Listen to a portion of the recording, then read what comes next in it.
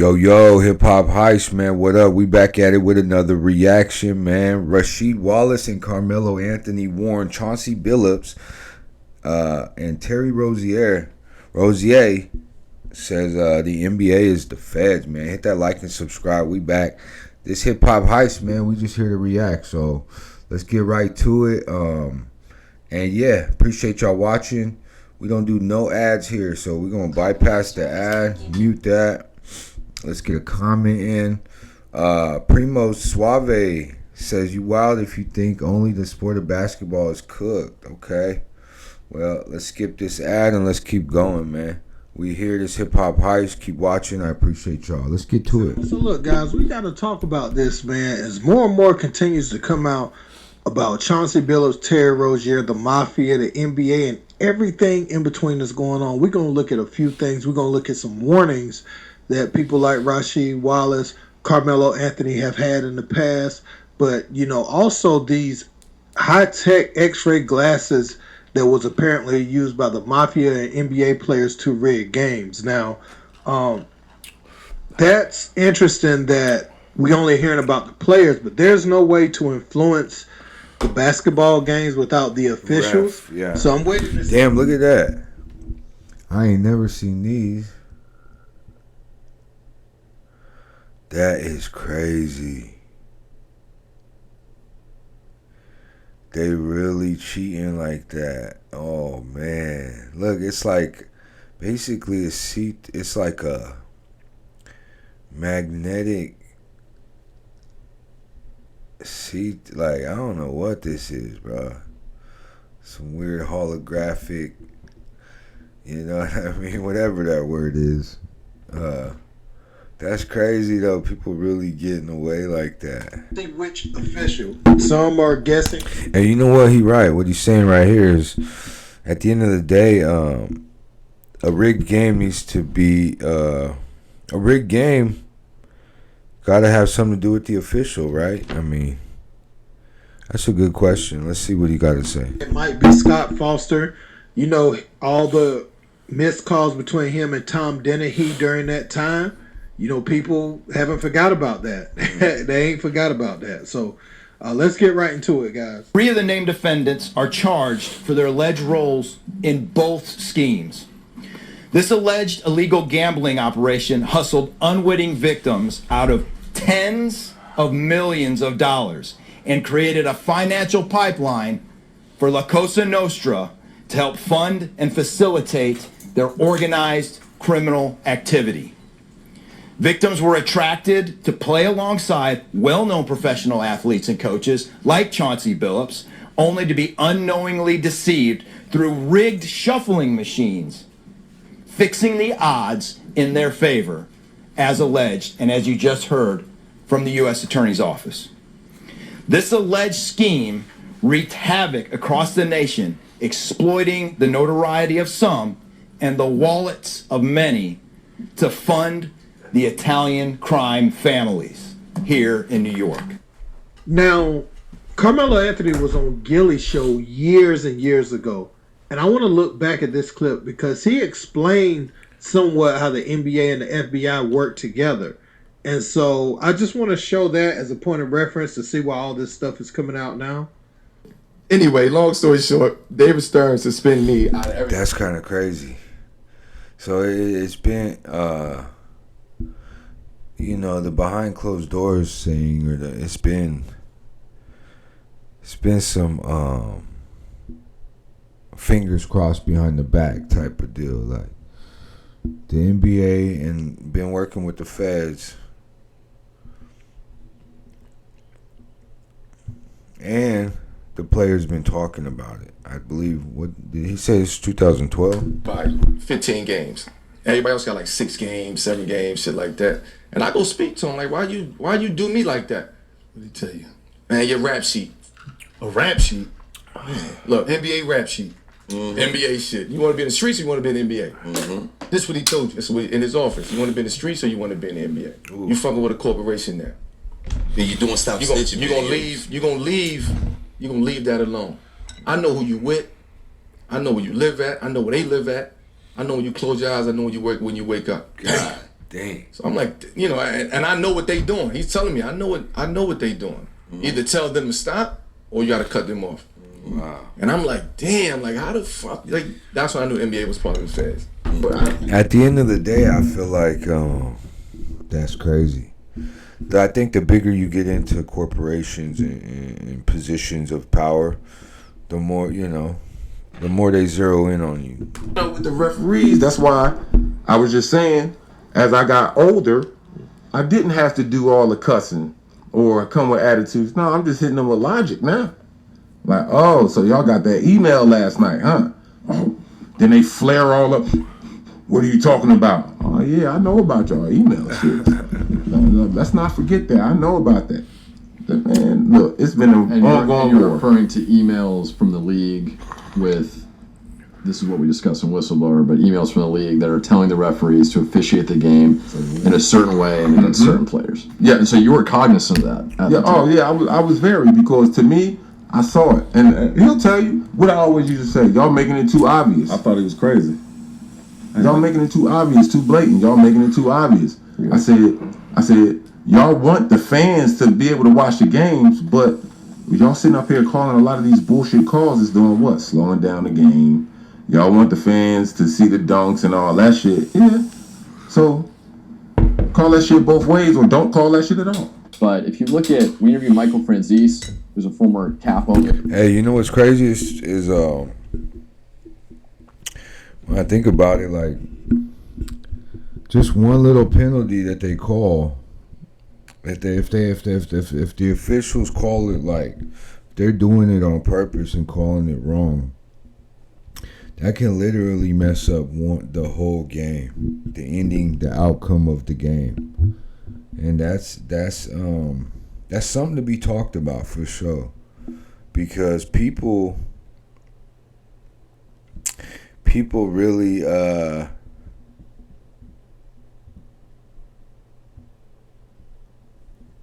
I think people don't understand the power that the officials have on the outcome of the game. I'm just going to say that. Colombo crime family, who says that he had 2 NBA referees who were not Tim Donaghy on his payroll, as well as NCAA referees.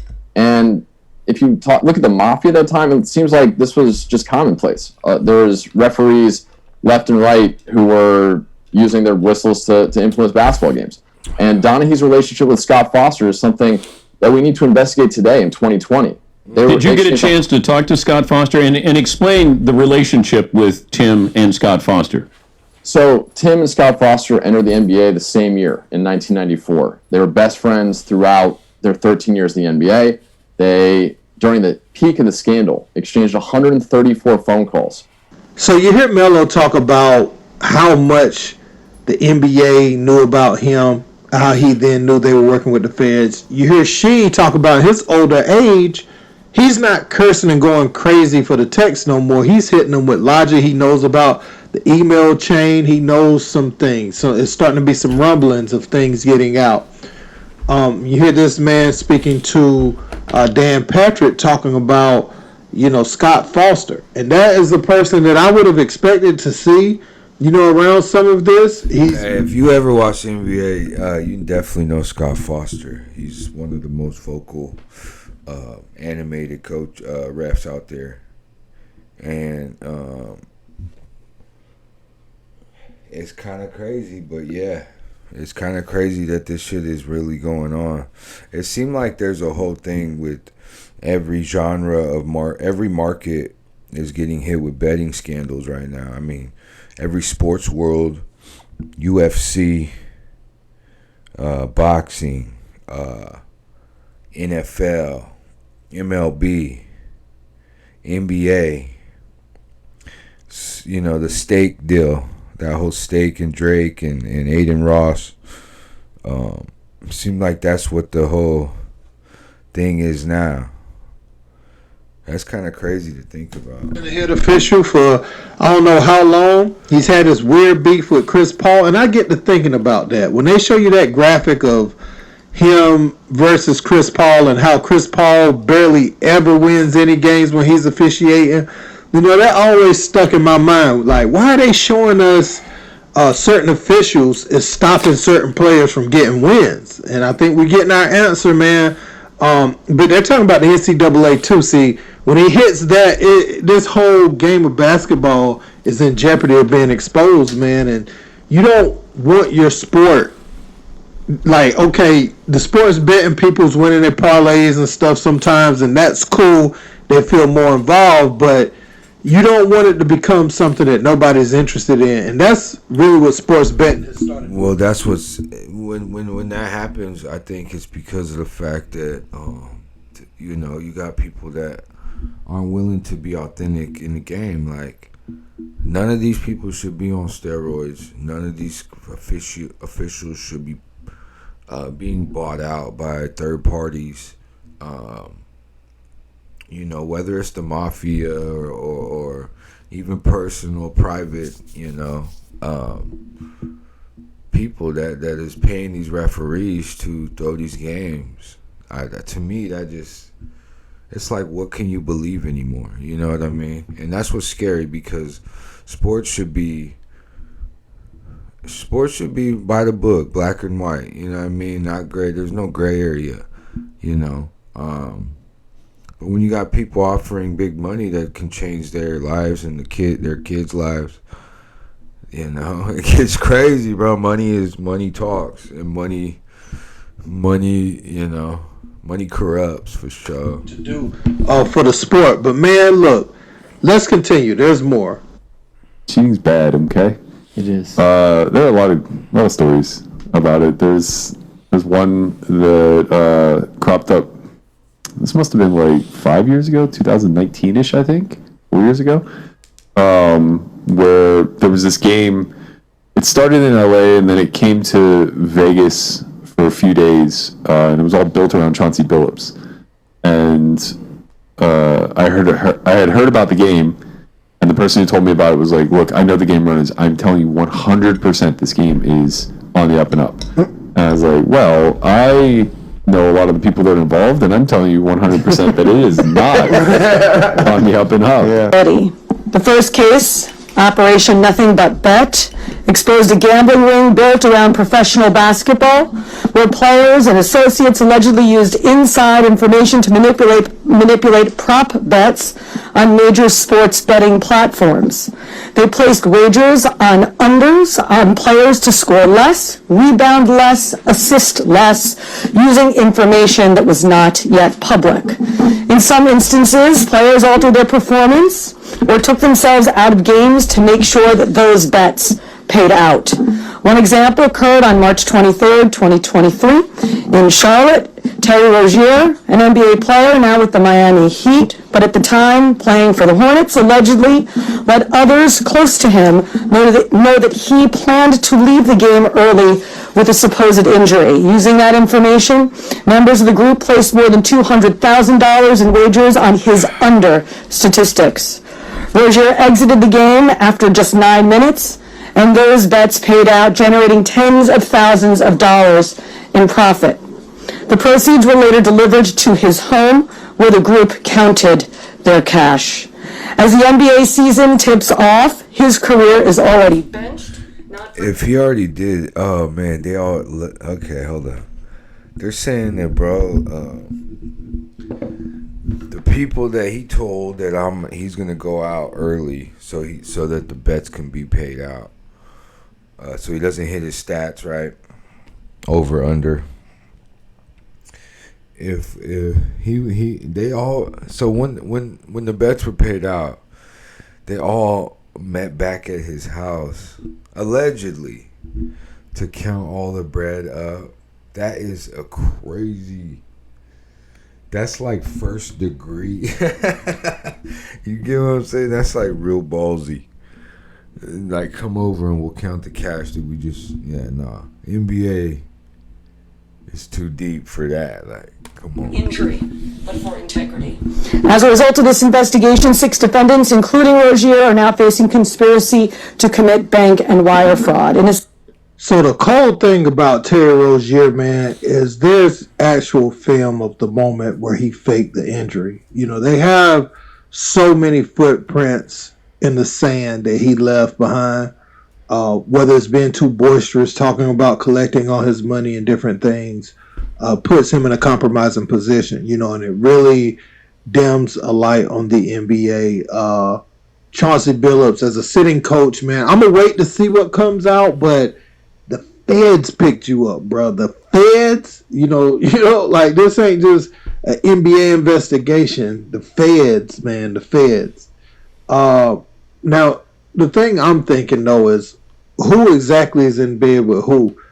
It's not just this group of players or this. You're finding the stuff at the bottom of the pile right now as far as the hierarchy of this elaborate ring goes. This is just the faces. This is just the known athletes or the known coaches, known former athletes that's been talked about right now. But as they continue to dig and maneuver their way through all this rubble that's left behind from this, I think you're going to see probably some coaches, some assistant coaches, people like that. I mean, I'm not sure who all you're going to see, who's privy to the information that people going to be out first.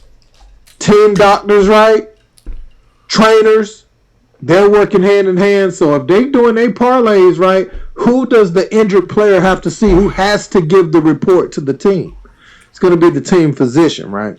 So I'm expecting to see some of those people. I'm expecting to see some owners in bed. And this is what I also want to know, like Frenzies and all those people, these Colombo crime family, Gambino crime family, all that. I'm interested to see who they were paying off, because I know they weren't just paying off the player. They probably give Terry Rozier a little something, just a little something. But who are they paying at the top to wipe their nose clean? Every time this thing gets a little steam, or they had to know that it was, if something was coming or an investigation was nearing. Who are they paying to keep their nose clean in the midst of all this? Now, it's in the forefront now, but I'm talking about for the duration of this time that nobody was talking about it. Who are they paying at the top, and who are these people? So you're probably going to go as far as some front offices, to see who was a part of this elaborate ring. Because I'm going to tell you, people with money like that. That's crazy. What's crazy is if there's owners in on this. And they'll find it, That's what they're gonna do. But that's interesting, man. Man, what's to come? Who knows? Who really knows what's to come, man? I mean, when the feds is on it, I believe I heard somewhere it's like 90%. Conviction rate or some shit. So, whatever they got on these people, I'm sure there's a lot of chess being played, because, like this bro said on this video, and shout out homie making this video, NBA Cinema, I feel like it's even more to be exposed, and who knows what's to come, man. These guys might just be the fall guys, for real. And that makes sense. You're dealing with mafia, NBA, feds, some scary words right there. You get what I'm saying? So yeah, we about to get out of here though. This hip hop heist, man. I hope y'all had a good time. We just talking right now, and yeah, I'm getting my camera set up, so we about to go live with that, and let's get back to it, man. Hip hop heist, man. Be happy, be healthy, do what you gotta do to survive, like Pac said, but also be of service today, man. Help somebody out, man. We all really the same person, just experiencing it differently, you know what I mean? So be happy, man. That's it.